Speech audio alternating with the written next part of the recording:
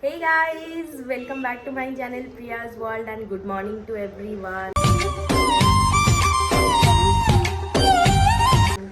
ଏବେ ସକାଳ ହେଇଛି 8ଟା କି 8:30 ଟାଇମ୍ ହେଇଛି 8ଟାରୁ 8:30 ଭିତରେ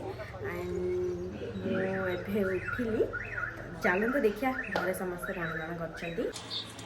ଗାଁରେ ପୋଖରୀ ମରା ହେଇଥିଲା ହଁ ପୋଖରୀ ମାଛ ଆମ୍ବୁଲ ପୁରା ପୋଖରୀ ସେଠୁ ମାଛ ଆସିଛି ଏଠି କୁହୁ ସହିତ ବି ଭିଡ଼ିଓ କଲ୍ ଚାଲିଛି ଦେଶୀ ପୋଖରୀ ଆମର ଗାଁର ପୋଖରୀ ଦେଶୀ ମାଛ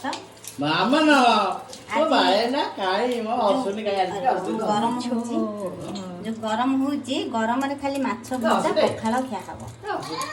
ମୁଁ ଖାଇବିନି ଆଜି ଏତେ ବଡ଼ ବଡ଼ ଆଉ ପେମା ପାର ତାହେଲେ ଆସୁନି ଆହୁରି ଏତିକି ଦି ଚାମଚ ପକେଇ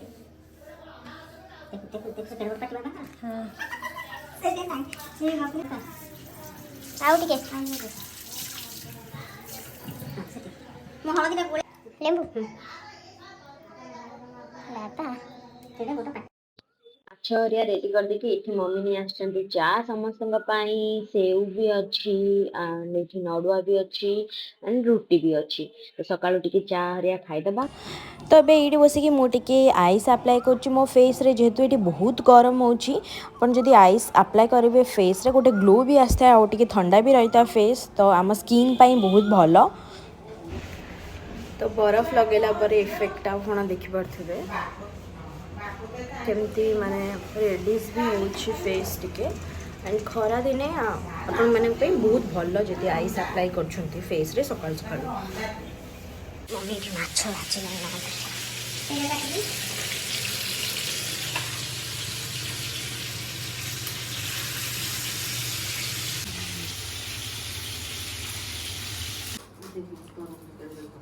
ହଁ ବା ସେ କେଡ଼େ କେଡ଼େ ତରଭୁଜ କାଟିଛି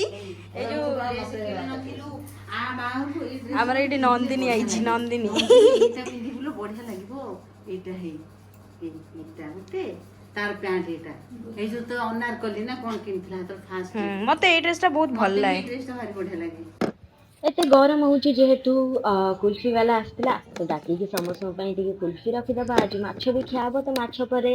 ଆଇସ୍କ୍ରିମ୍ ଏମିତି ଖାଇଲେ ତ ଅବଭିୟସଲି ଭଲ ହିଁ ଲାଗେ ଆଉ ଜଲ୍ଦି ହଜମ ବି ହେଇଯାଏ।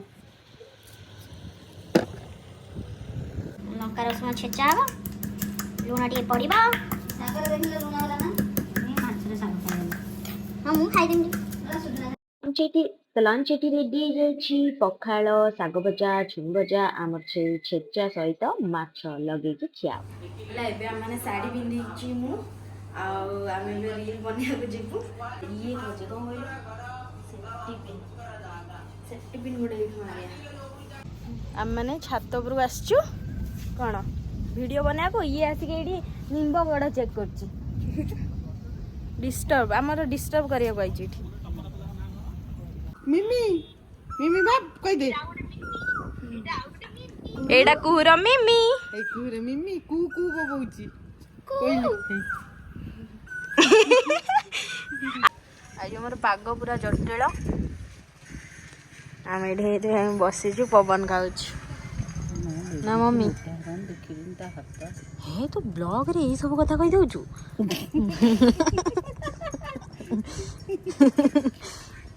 ଆଉ କିଏ ମୋଟା ହେଲାଣି ଆଉ କିଏ ପତଳା ହେଲାଣି।